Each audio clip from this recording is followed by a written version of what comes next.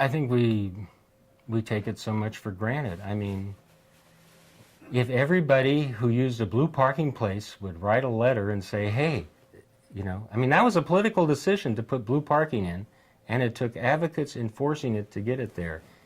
I think people don't realize all the effort and work it took to get them there. I mean, they just take it for granted.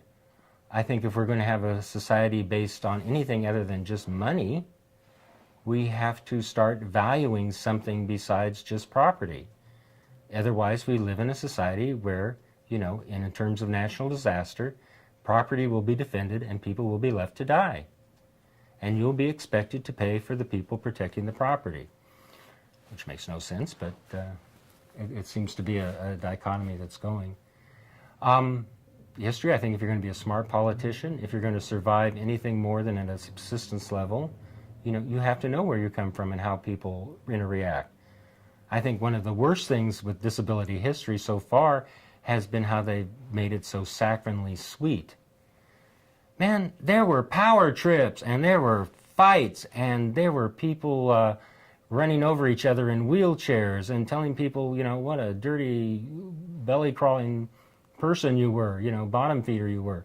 I mean, these were real people with real flesh and blood and real emotions, and they loved each other and messed each other over and did everything that we monkey people do.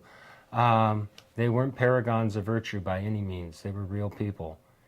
And I think, I keep hoping that Ed doesn't, the sanitized Ed, I keep hearing about the sanitized Ed, just like a sanitized Helen Keller.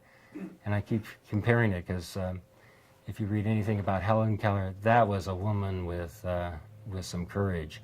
And she said some really outrageous things and really confronted authority.